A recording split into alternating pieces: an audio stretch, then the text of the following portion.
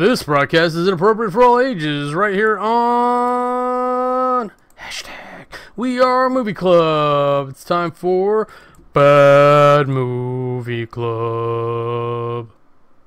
Salutations, I am Cameron, and I am conversation ready.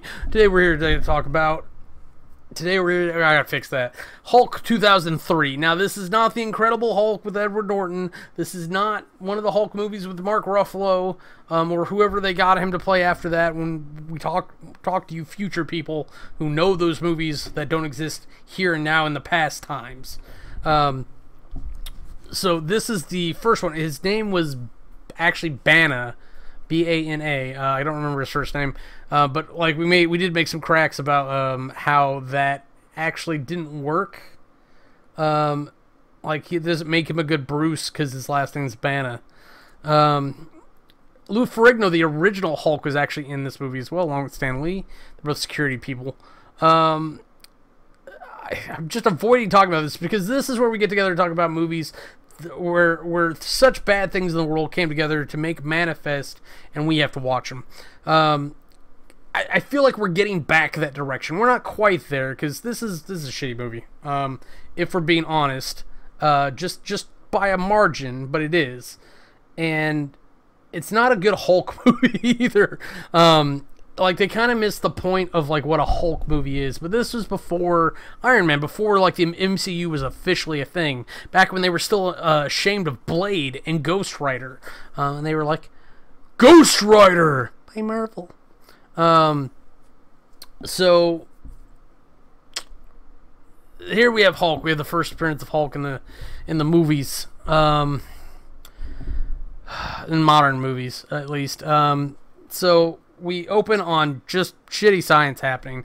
Like, they're scribbling nonsense here and there. They're doing bad experiments. Maybe they're trying to solve regeneration, which is a thing Hulk has and is displayed in this movie. We were having a discussion in the chat over on Rabbit/Camerai, and I have a huge problem with Hulk bleeding because Hulk is basically Superman, but he can't fly, and he's got psychological problems, which makes him interesting because it's 99% of the time it's not about whether or not Hulk will win, it's about how many people lose in the process.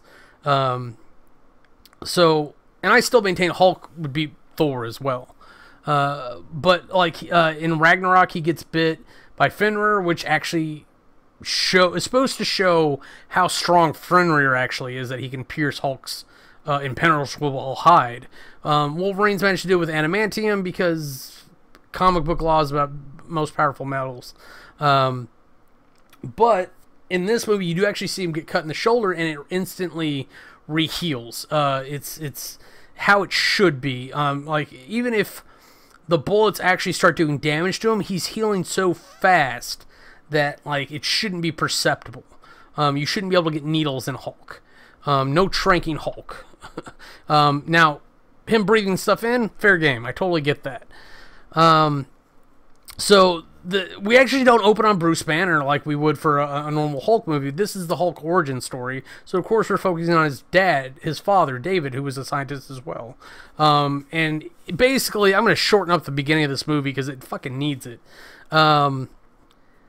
We get a small illusion of Bruce being bottled up that's actually important if you don't know what the Hulk is. And then a lot of the beginning of the movie is just David getting pulled from human experimentation, or pulled from his science because he was experimenting on humans. And they don't even investigate who he's experimenting on because he's experimenting on him and his son, and that was important information. So they put him away for like, what, 30 years or something? And then where we come back in the future times is then where he gets out of prison and he's talking, and he's ready to come back and find Bruce. So of course he dresses up as a creepy janitor and he kills the guy and gets his job, I think is really what happens. And he starts spying on his son. He introduces him, he starts from a distance. There's actually like a small amount of respectability to that. If he wasn't like a creepy supervillain who wanted his son's gamma blood. Like, it's a weird premise, and anyone who has backstory on Hulk, we know that David's not a good guy. He's basically he becomes the first absorbing man, which is a tough cookie to crack. I'll give you that. So the first big drama thing that Bruce has to deal with is a review board. And Jennifer Connelly is much more concerned about this than he is. He's pretty confident, so that kind of shows the character starts that we start out with. But as he gets chipped away and chipped away and chipped away more and more and more and forced to remember things, he starts reverting back to the little kid we see at the beginning of the movie where he's got everything bottled up and he's really angry and he sees the dinosaurs and they're like, bah! Because that's how mom and dad are. I hope you caught those very technical terms in there. I know I went a little fast. Sometimes it happens. So while Bruce's dad was an asshole scientist, Betty's dad, Jennifer Connelly's character, is an asshole general who uses government resources to spy on his daughter, like rather excessively. And he also spends like a lot of time traveling to places he doesn't need to be, using his personal vanguard like that as well. Which I think at one point he leaves some of them at Bruce's to watch him. And then they allow someone to walk into Bruce's house and assault him. Now, Talbot, I can't remember where Talbot actually is from. Whether he's a corporate guy, or he's a DoD contractor for the Army, or if he's a whatever rank in the Air Force. There's a Talbot in Agents of S.H.I.E.L.D., and I'm pretty sure these are the same character. Which would mean that he's actually a suit for the Air Force, in order for that to canonically connect. Who knows? I want to say like the Agent of S.H.I.E.L.D. Talbot referred to an injury that he got very early on, like in all the superhero nonsense, which would have been Hulk hurting him. And that's just what that is. So it's a fun connection to actually map out, because a lot of people are telling me that like, this is an MCU, this is an MCU. Yeah, it was retconned in. This is the Hulk origin story, but like, it's not Edward Norton, Mark Ruffalo Hulk. So there's some room for error, if you will. Let's see. So we get a lot of weird stuff happening here, with the spine, janitor replacing dead Benny. There's a weird dog in the hallway that doesn't like Bruce for whatever reason. We've got Talbot the dickhead making an offer on the lab. I'm speeding through this for a reason, because it is definitely not worth your time to go watch this piece of shit. Like, it's a 2 hour, 20-minute movie. It really doesn't, like, get interesting until about an hour, or hour 10 in. About halfway through the movie, like, it starts to finally pick up. And then it picks up in weird ways. Like, I'm just being honest. So Bruce is still having nightmares, and the nightmares are kind of triggering Hulk a little bit. He's like seeing Hulk looking at him through the closet door, like literally like, there's no monsters in this closet except for Hulk. And that's a funny thing to kind of have happen to you, I guess, when the guy lives in your head and wants to jump out and smash. Like, Betty still apparently starts the movie on good terms with her father. This changes dramatically through the movie, and into the next movie, because she really kind of like turns her back on him, but he doesn't turn his back on her because he's being overprotective dick, and that's what it is. It's a lot of that just on repeat. So anyways, so Bruce, and I can't remember why, but like, he finally hulks out in the lab, so he wrecks the shit out of the lab.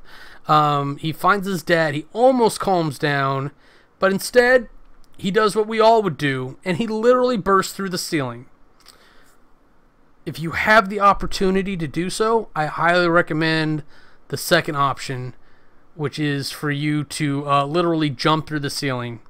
Because if you can do that, why not? Who has that option and doesn't take it?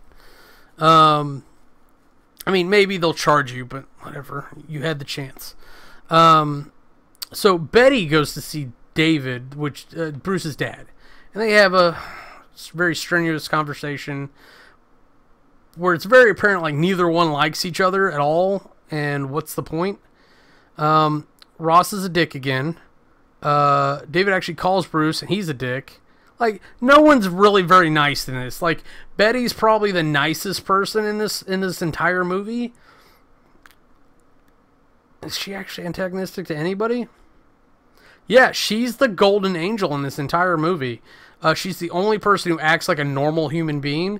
Now, granted, Bruce, not necessarily really his fault, but Talbot and Ross and David are all monsters, if we're being honest. So, yeah, Talbot shows up at Bruce's house after Ross has him on house arrest, literally pushes past the guards, and gets in Bruce's face, taunts him repeatedly, and then assaults him in his own home. I think Bruce tells him to leave, he pushes him off of him, and then Talbot punches him in the face. This results in the front 2 stories of Bruce's house being replaced by Hulk, because there was a disagreement about what proportions are. Seriously, he should not be a 2-story person. I get that Hulk's big, and I get that, like, artistic license, and I get that, like, maybe there's some fluctuation in how angry he is and how he shapes during, like, his early days of transformation, whatever. Guy was an original Avenger in the 1960s. They've had plenty of time to nail down his size. It should be established, and those are the parameters they should have ran with. I'm just saying. I can still bitch about comic book movies. That's how lovely this is. But I'll do it on Bad Movie Club, because then it actually makes sense. Instead of celebrating them, we can bitch together about what a shitty movie this turns out to be. Because it really shouldn't have been. Like, if you were to, like, read the script, like, maybe you throw out a couple pages, but, like, I'm sure it looked good on paper.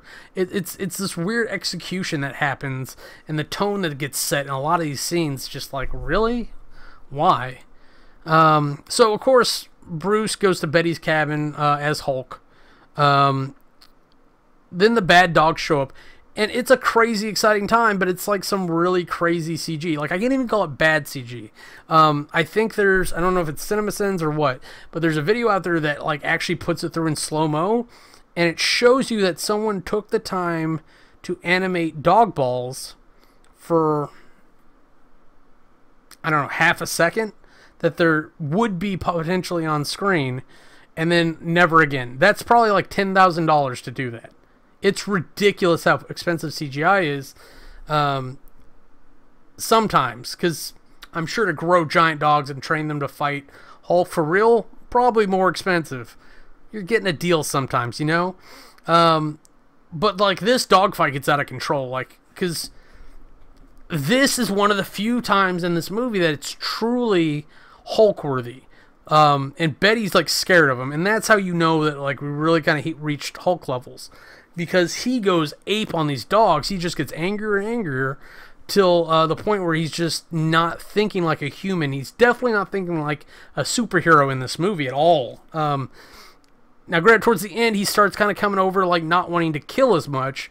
But at this point, he literally, like, he smashes a dog into green mist, which I think was supposed to be blood. But because it's gamma blood, like, it's green. So it's not as graphic as it could be, if you will. He takes another dog and he throws it so hard at a tree, it hits the tree and explodes into green mist in the background. And then to finish things off, he literally does one of these over-the-head things, and he rips the dog in half, exploding green mist everywhere. So that whole area outside really should have been just painted green from blood. But sure enough, like, afterwards, Bruce calms down a little bit. Him and Betty go in and have some snuggle time, which, let's be honest, Hulk deserves snuggle time. And Betty deserves some Hulk, or some Banner. She likes Bruce. She deserves some Bruce time, if she can get it. I'm not going too far with that. Just, let's hold hands and watch Green Acres. I don't know what they watched back then. And, of course, she's traumatized by everything that happened. So she actually calls her dad with the military. And they managed to tranquilize him as Banner, which is an impressive feat. I think later on, like, Hulk ends up defending against these type of things. But whatever. So back on base, Ross is still a dick. Betty's still trying to understand her dad's position. She's defending Bruce, and her dad's just like, he's a monster, and he's always been a monster. He couldn't help it. It was his dad's DNA. It's this really like punish the sins of the son by the father, or sins of the father by the son type of nonsense. Like, and it's really like Ross is very biblically punishing in a lot of senses. So like you could ride that train if you want, but I'm just saying that option's there. It's very easy to take that route with Ross. Let's see here. So David, of course, is still sciencing. He conducts an experiment on himself that ends up altering his DNA. Maybe not how he thought, but he becomes the absorbing man. And then almost within like 1 minute after gaining these powers and realizing what they do, he uses it to kill a security guard in a kind of a badass way, because he manages to lure the security guard close enough. He bonds with the floor, and then dude has been hitting quad day, because he just boop lifts the floor with his foot, and then he takes the machine that he was leaning on and throws it on top of the guy. So the guy had to have gone through the grate like Swiss cheese. No. Like spaghetti. It was basically a Play-Doh factory of human body parts. Not pretty. Really gross. Ugh. God, this movie's still going on. Like, and I think a couple times we said that, because it was just, it dragged on forever, this freaking movie. You literally could have just cut scenes out of the movie and it would have been fine. Let's see. Somehow. Oh yes, Blade Talbot. Like, they're studying David. I'm sorry, they're studying Bruce. And then Ross gets himself blacklisted from him, probably because of Talbot. And because Talbot's team's in charge of studying him after that. So Betty can't talk to Bruce either, because she doesn't have access, because her dad doesn't have access, because she never had access. So he goes in and he picks a fight with Bruce again, and Bruce actually manages to maintain. He manages to be peaceful guy, and get his ass kicked and taunted. Very constitutional, by the way. I'm so glad these guys are on the up and up. Sarcasm. So they throw him in a tank, and like they try to give him nightmares, and we get this like weird flashback nightmare thing that happens, and sure enough, like he starts to trigger, and so the goal is to get Hulk blood when he's Hulk, but they can't drill into him because he's already started to Hulk too much, when they should have drilled into him and then had him Hulk, and drilling into him probably would have made him Hulk. And so they can't get in there and get a proper sample of him in time so that they can replicate him, because that's ultimately what they want to do. They want to weaponize it and sell it, because if you could have one Hulk, why not have hundreds? I don't know what the thought process is there, but it's not good. It's not good for anyone. So, like, of course he busts out of the tank and he runs away. They start locking him in. Talbot actually manages to subdue him with what essentially is bubble gum. It's like in The Incredibles. They hit him with enough gum to stick him in this hallway, but Talbot is dumb enough to run up with a drill syringe thing to try to put it in his eyeball. And he takes too long doing that, so Hulk gets mad enough to escape. And for whatever reason, the follow-up plan to this is let's shoot a grenade at Hulk. But not just any grenade, one that would normally pierce someone's skin and sink into him. Because it's Hulk, it bounces off and blows up and nearly kills Talbot. Good. Fuck that guy. Oh, jeez. It's just like, it's like we got characters we don't care about. We've got weird CG. Now, granted, this is 2003. They were doing really well for what they had. It just, the application was a little bit off. We've got some good writing in there, but like it's just bogged down with nonsense writing on top of it. Or not nonsense writing, but nonsense execution, like padded scenes. This movie did not need to be 2 hours 20. It probably needed to be about an hour and a half and be done with. So you cut out 50 minutes, and you might actually have a good movie. I may attempt that at some point. Like, I'll just throw it in the editor and just see what I can cut out and be like, here's the camera eye version of Hulk. May it be good. So eventually Ross realizes, like, we can't beat him. Or we can't beat him inside, at least. Let's let him out. So Hulk gets out. And this is where, to me, the movie gets good. And, like, at this point, it's about 3/4 of the movie in. But Hulk goes outside, and he starts running. Seeing Hulk run is fucking awesome. He starts jumping. He really looks like he's flying. And that's what, like, the impression of Hulk was, is that everyone thought he could fly because he could jump so far. And so he's really taking, like, mile-long jumps. And it looks like he's flying. They did such a good job in so many places that it's just weird that they did such a weird job with it everywhere else.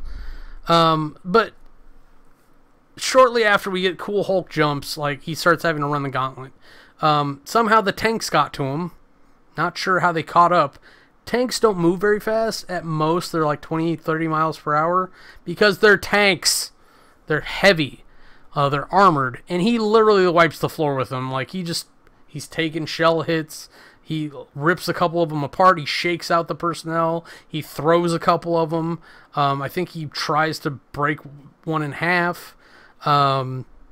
So eventually what's left of the tanks run away, and the helicopters come in. And you would think you just throw the tanks at the helicopters, you throw the helicopters at the helicopters. But at this point, he's actively running away. He's not trying to kill everyone, but, like, everyone's still coming after him, so he's defending himself. So I think what ends up happening, really, is that the helicopters run out of ammo. And they do, like, one last strike or whatever before they pull out, and they drop part of the canyon on him. Of course, it's Hulk, so he takes a nap, and then when he wakes up, he pushes the rocks off of him, and he keeps going, and then Ross gets wind of it, and he's like, damn it, scramble the F-16s. So he ends up fighting jets. And there's a really weird scene. Like, I don't understand this scene. Like, he could have just squeezed the plane, and it would have stopped being a problem. But he's hanging on to the plane, I guess he's trying to plead with the pilot, and the pilot's just taking him straight up into the upper atmosphere, where Hulk's face starts to freeze, and he starts to pass out from lack of oxygen, because Hulk still needs to breathe. It's a downside, I know, but Hulk need breath. Hulk breathe. So he starts to pass out, and he finally passes out. And I cannot remember what happens to the fighter jet. What did my notes say? He falls to the surface, but of course he's Hulk, so... and I lost track of what was happening after that. Because eventually, later on, Ross has David. There's crazy security measures in place. And then David has already made demands that, like, if he can see Bruce, he'll go quietly. Because he needs Bruce to finish whatever plans he has. But Bruce hates him, so everything's going really well. So what finally happens for, like, our last real scene is that they put Bruce and David in the same area, like, and they're both supposed to sit in their chairs while they talk. But for whatever reason, David's just kind of running loose. He's chained up. But what does that matter, really? Really. And so they have, like, long, awkward conversation that really amounts to, hey, I should have killed you, on both sides. It's like, oh, I'm glad we sat down and had that talk. There's an exquisite acting on Nick Nolte's part here, too, where, like, he's talking to Bruce, and Bruce is being a kind of a baby, but not really, because it's all justified, and Nick Nolte starts kind of, like, laying into him for it. He just did this one tantrum kick in his chair making fun of Bruce that got me. It was so funny. So eventually David just gets fed up with it. He's like, oh, I'll finish the job then. And he walks over and he grabs this giant electrical cable and he starts chewing on it. And he's biting into the thing, and electricity's running into him. And I guess he's absorbing the electricity, because he absorbs energy, but fuck. Like, I don't know. It's weird. So Hulk starts fighting him. They go through quite a couple things, because Hulk can't really destroy him, because he can just morph and reshape himself and whatever. But because he can absorb energy, he can absorb the gamma radiation that Hulk's blood is pouring off. So eventually he turns into water and pulls Hulk down into the water to drown him, because he can be okay in water as water, but Hulk still needs oxygen, so Hulk starts to drown. But he stops resisting, and he just gives David all of his energy. It really turned into a Dragon Ball Z moment, where it's just like, here, if that's really what you want, and we can't stop you, take it. Take it all! And so he, like, energy attacks him, and David can't handle it, and I'm pretty sure he exploded. Now, granted, he's an absorbing man, because he's not the absorbing man. There's a couple other versions that end up floating around. Sandman in particular, in Spider-Man 3, and in Agents of S.H.I.E.L.D. there is the Absorbing Man, which is a much younger, better version of this character. But Hulk wins. Regardless of how he goes away, he goes away. And I'm pretty sure, like, he escaped. I really don't think, even if he exploded, I don't think that was the end of him. It is extremely hard to kill an Absorbing Man, because they can just morph into whatever is there and then morph back later. So you pretty much have to incinerate them. Because even like Sandman, he got washed away and then he gathered himself eventually and came out of the shore. So Hulk wins and he gets out of there and he starts walking. I think he's even walking away from the city. And Ross bombs him. I don't remember if it's a nuke or just I don't know if it's low yield tactical nuke or if it was a high grade explosive. But he bombs the shit out of him, and he's like, "Betty, I know nobody can survive that, but if he does contact you, you let us know," because he's a shitty father and a worse human. And Betty's like, "No, I wouldn't tell you, even if I did know, which I'm not going to tell you." So, yeah. Poor Betty. Yeah, I honestly feel bad for her. Again, she's the only good person in this entire movie. Everyone else is a soldier taking orders, doing horrible things. A soldier making orders, doing horrible things, essentially. Or it's a scientist doing something horrible. There's just a lot of bad. And, like, it's a great for, like, a Hulk origin story. It gives him meaning behind being angry and going forth with it. But, at the same time, maybe we can have something that's just less dramatic and more action-based, or maybe a little funny, just a little bit. 2 hours 20 is a long time to go without intended laughs, let's say. Like, Watchmen's 3 hours, but that shit's got some funny scenes in it. Totally drama, not an uplifting movie at all. I would say I actually feel worse by the end of this movie than I do Watchmen. Watchmen's pretty depressing, and if it's not depressing, I don't know what friggin' movie you watched, or what your perspectives on life are, because that movie should be doing things to you. That's just my opinion. You're still a person. Calm down. The one person who's going off. But, like I said earlier, join us over at Rabbit/Camerai on Fridays and Sundays. We do Scary Movie Squad on Fridays, Bad Movie Club, and We Are Movie Club on Sundays. Double feature night. And we're going to be doing some of the older comic book movies that ain't so good. Here, like next week, we're doing Suicide Squad. It's probably the only DC movie I really plan on even covering for now, because I still got a lot of other Marvel movies to go through. Daredevil, Elektra, the Fantastic Four, all 3 movies, because if you're so young, you may not be aware of the one in 1994, or the 1990 Captain America movie, or the 1989 Punisher movie. I promise you we'll get there. We'll get there. Oh, Lordy. Plenty of time coming around. So, till we see you next time, have a nice day from everybody here at #WeAreMovieClub. This has been Bad Movie Club. You want to see anything else we're up to, go and click the annotations and they'll take you to our other channels. Thanks for watching.